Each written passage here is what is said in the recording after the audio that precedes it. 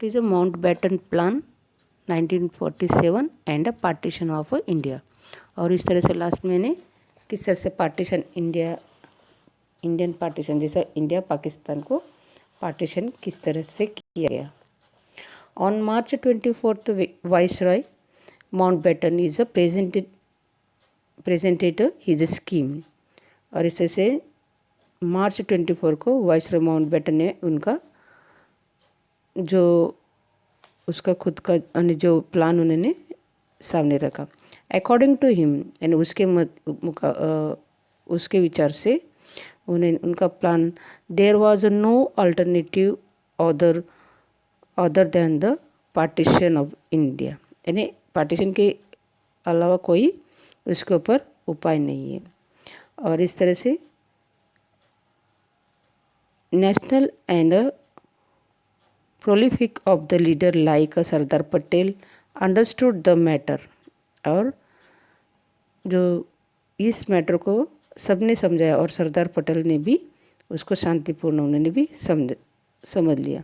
After many decisions and pondering of the finally on June 3, 1947 viceroy Mountbatten decided to plan the partition of India. और इस तरह से सब विचार विमर्श करने के बाद माउंटबेटन 3 जून 1947 में उन्होंने एक पार्टीशन करने के लिए एक प्लान बनाया। पार्टीशन किस तरह से इंडिया और पाकिस्तान का बागला किस तरह से करना है और कितना पार्ट पाकिस्तान को देना है, इसके बारे में उन्होंने प्लान बनाया। और इस प्लान को बोला जाता है माउंटबेटन प्लान। जो माउंटबेटन प्लान यानी क्या होता है, आपको पूछा भी जाता है माउंटबेटन प्लान यानी माउंटबेटन प्लान यानी उन्होंने इंडिया पाकिस्तान का जो बागला करने का जो उन्होंने प्लान यानी कितना ज़मीन देना है, कहाँ से पाकिस्तान से, ये सब उसने जो किया उसको माउंटबेटन प्लान बोला जाता है। और वो जून 3, 1947 में उन्होंने डिसाइड कर दिया था। The Congress leaders and Muslim leagues accepted this plan. और माउंटबेटन ने जिस प्रकार उन्होंने बोला उसका सब ने उनको एक्सेप्ट कर दिया। मुस्लिम लीग ने भी एक्सेप्ट कर दिया और हिंदू के कांग्रेस लीडर ने भी एक्सेप्ट कर दिया। When is the Mountbatten is started the getting the implemented, the people of East Bengal and select provisions of Assam decided to join East Pakistan. West Bengal and East Bengal were affiliated with India as per the decision of their assembly। और इस तरह से उन्होंने जो हिंद के विस्तार में जो हिंदुस्तान और जो मुस्लिम लीग जहाँ पे विस्तार है वहाँ पे उन्होंने पाकिस्तान का उन्होंने बागला कर, जैसे कि नॉर्थ वेस्ट उन्होंने सिंध बलूचिस्तान और पाकिस्तान, इस तरह से नॉर्थ वेस्ट का पार्ट जो है वो नॉर्थ वेस्ट जो उसका पार्ट में जैसे सिंध बलूचिस्तान और पाकिस्तान ये बागला। और इसके अलावा पंजाब से इस तरह से ईस्टर्न तक यहाँ पे ये हिंदुस्तान से इस तरह से उन्होंने पार्ट कर दिया। और it is East Pakistan, West Bengal and East Bengal were affiliated with the India as per the decisions of their assembly. West Punjab joined with Pakistan and it is decided to the affiliate, and North provisions Sindh and Balochistan with Pakistan। इस तरह से उनको partition किया गया। Next Indian independence act जुलाई 1947। और इस तरह से 1947 इंडियन इंडिपेंडेंस एक्ट बनाया गया। The British is a parliament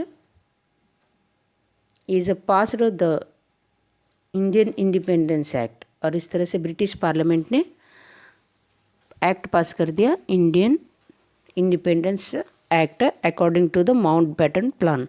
Mountbatten plan के हिसाब से उन्होंने इंडिया को इंडिपेंडेंस दे दिया। And according to this India's first governor general was Mountbatten. और ये सर इसके हिसाब से देखा जाए तो इंडिया के फर्स्ट गवर्नर कौन हो जाएगा? Governor general Mountbatten. And the जनाब Jinnah was the governor general of Pakistan. India के फर्स्ट गवर्नर कौन है? माउंटबेटन। और जो पाकिस्तान के फर्स्ट गवर्नर जो है वो जीना जो है, जीना ये पाकिस्तान के first governor general. And by this act, इस एक्ट के हिसाब से देखा जाए तो माउंटबेटन इंडिया के फर्स्ट गवर्नर और जो जीना है वो पाकिस्तान के first governor. It India depends of their British rule and came into the end. और इस तरह से पूरी तरह से इंडिया उन्होंने इस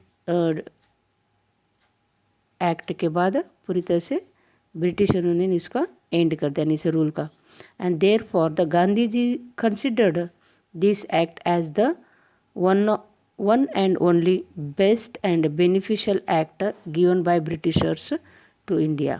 और इस तरह से ये जो एक्ट बना है उस एक्ट को महात्मा गांधी ने यानी पूरी तरह से यानी उन्होंने स्वीकारा और एक अच्छा फैसला इस तरह से उन्होंने उसको मान लिया। ब्रिटिश सरकार द्वारा जो भी उन्होंने इंडिया को उन्होंने जो भी दिया है वो एक अच्छा श्रेष्ठ और सही मायने में दिया गया, इस फैसला दिया गया, इस तरह से उन्होंने महात्मा गांधी जी ने बोला है।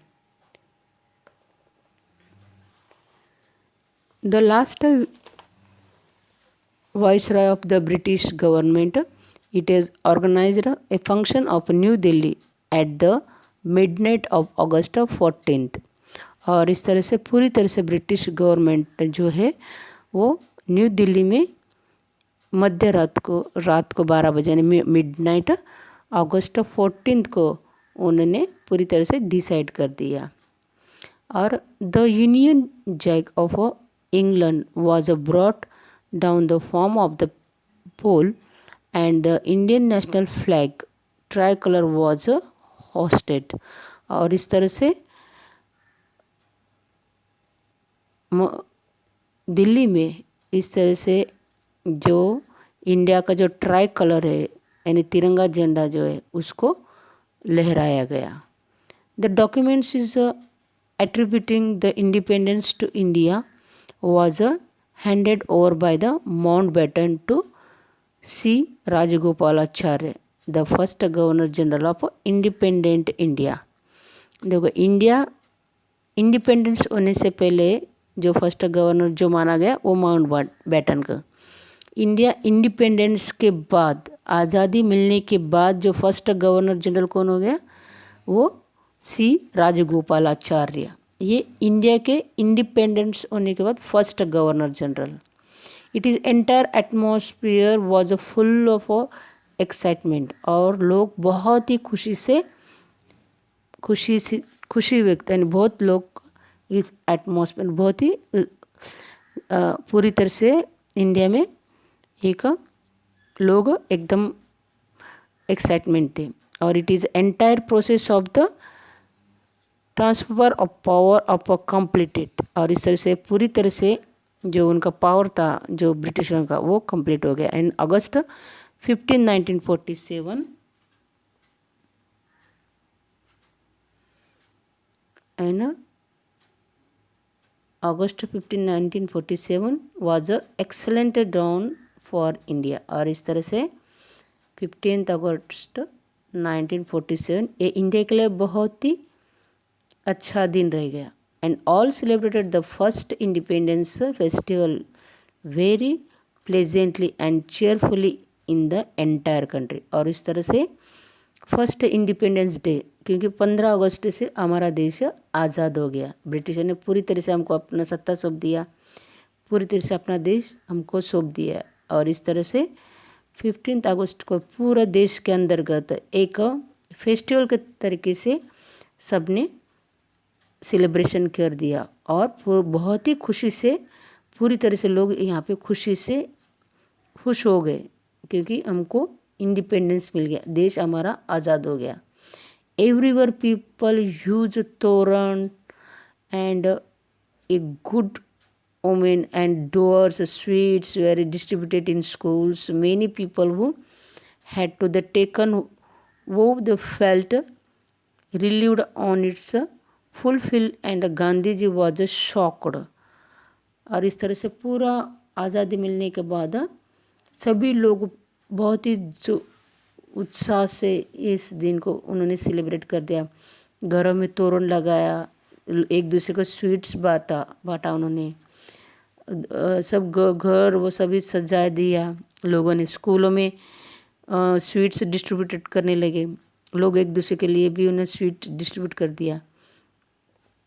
It is failed the relieved on the fulfilment of Gandhi ji. लेकिन इसके अंतर्गत लेकिन महात्मा गांधी शॉक हो गए, यानी उनको एक तरीके से उन्हें देश का आज़ादी हो गई ये तो खुशी था, लेकिन जो पार्टीशन हो गया उसके बारे में उनको बहुत ही दुख था। Gandhi ji was shocked due to the partition of India and therefore they deeply plugged into the grief and drifted into the meditation. और उन्होंने एकांत में रह गया और ये जो पार्टीशन हो गया सब उल्लास से करते, लेकिन वो चुपचाप यानी वो अपने इसमें उन्हें यानी शोक में वो डूब गए, यानी क्योंकि पार्टीशन हो गया था, इंडिया का पार्टीशन हो गया था, इसके लिए उनको बहुत दुख लगा।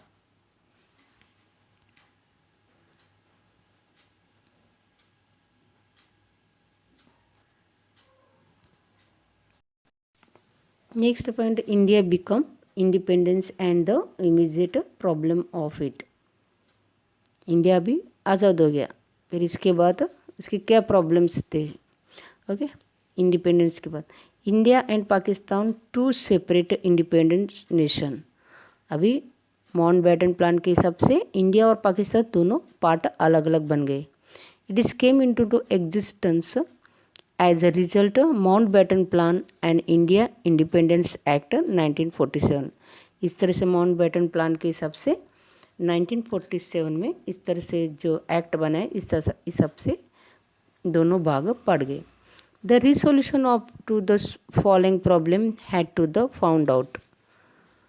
अब इस हिसाब से उनको प्लान के हिसाब से first reorganised of a military force,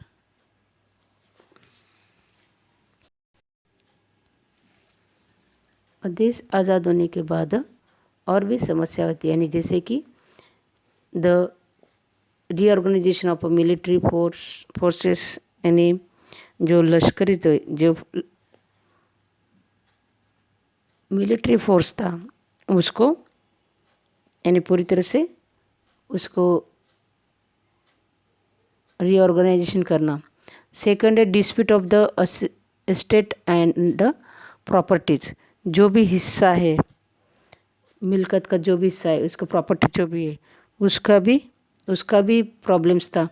और debates on the credits and जैसे लेना देना हिसाब जो भी है डेबिट्स और क्रेडिट उसके भी अभी उसके ऊपर भी विचार करना था। और प्रॉब्लम्स ऑफ अब सेटलमेंट ऑफ रिफ्यूजीज, और इसके अलावा जो भी सेवा अधिकारी है उसका भी वहीवट तंत्र करने का व्यवस्था किस तरह से करना वो भी था। और public services and arrangement of civil servant and administrative staff. और इसके अलावा जो यानी किस तरह से उसका जो पब्लिक सर्विस और इसका अरेंजमेंट करना एंड सिविल सर्वेंट एडमिनिस्ट्रेशन उसका स्टाफ करना। और इसके अलावा सिक्स्थ है demarcation of international boundaries on eastern and western side of India to fix etcetera. और इसके अलावा जो इंडिया के जो वेस्ट और ईस्ट में जो होता है बांग्लादेश यहाँ के साइड के, जो उसको ईस्ट पाकिस्तान और वेस्ट पाकिस्तान जो अभी पाकिस्तान है, तो इनका बाउंड्री लाइन कहाँ से इंडिया और कहाँ से पाकिस्तान से बाउंड्री लाइन उसका पूरी तरह से लाइन यानी उसका भी निवारण करने का था। और इस तरह से ये सभी और क्वेश्चंस प्रॉब्लम से सॉल्यूशन करने वाले थे। तो इस तरह से ये 5 मेंबर्स, और इसके लिए उन्होंने क्या किया, ये प्रॉब्लम से सॉल्यूशन करने के लिए ये 5 member committee is consisting of 2 representative of each for the India and Pakistan। और इसके लिए ये सभी प्रॉब्लम सॉल्यूशन के लिए माउंटबेटन ने क्या किया, इंडिया के 2 रिप्रेजेंटेटिव और पाकिस्तान के भी 2 रिप्रेजेंटेटिव, इस तरह से उन्होंने दोनों को, इंडिया से भी 2 लोगों को और पाकिस्तान से 2 लोगों को, इनको दोनों को बुला के, और माउंटबेटन चेयरमैन, इसके चेयरमैन माउंटबेटन थे। The committee is appointed the different commissions consist of the expert of a relevant subject to solve all the problems।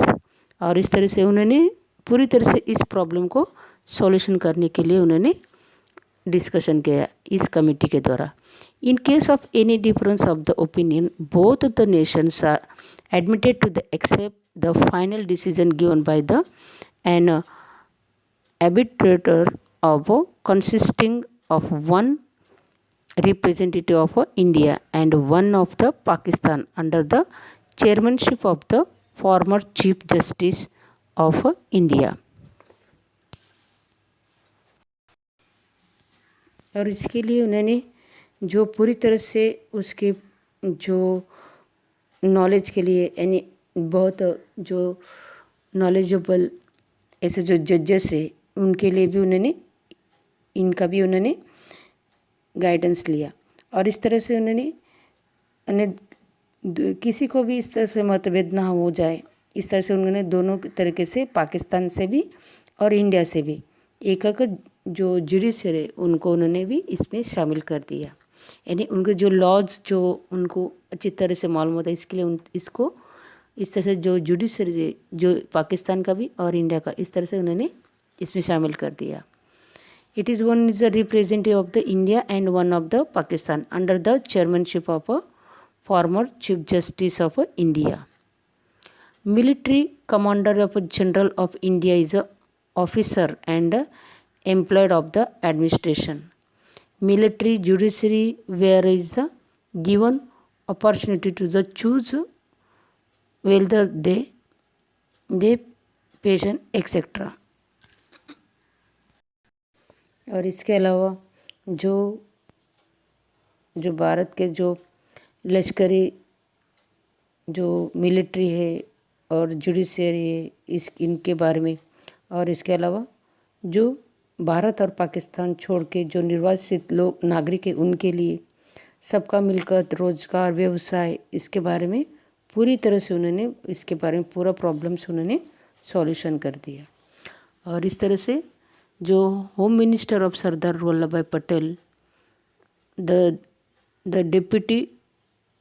deputy prime minister and home minister Sardar Vallabhbhai Patel about 562 small and big princely state of India into Indian Union। और इस तरह से जो श्रेय सबसे ज़्यादा जो दिया गया जो सरदार वल्लभ भाई पटेल, उन्होंने 562 जो प्रिंसली स्टेट था। अभी आपने देखा कि जो पहला जो हमारा था जो देश था वो प्रिंसली स्टेट था।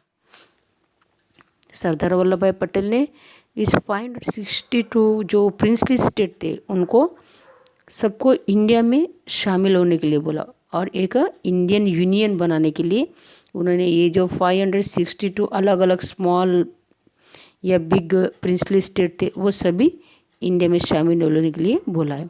सरदार Patel was a strong determination and iron will be diplomatic of negotiations solve the problem. और इस तरह से इन सभी राजाओं को मना के और एक अखंड भारत बनाने में जो श्रेय जाता है वो सरदार वल्लभ भाई पटेल को।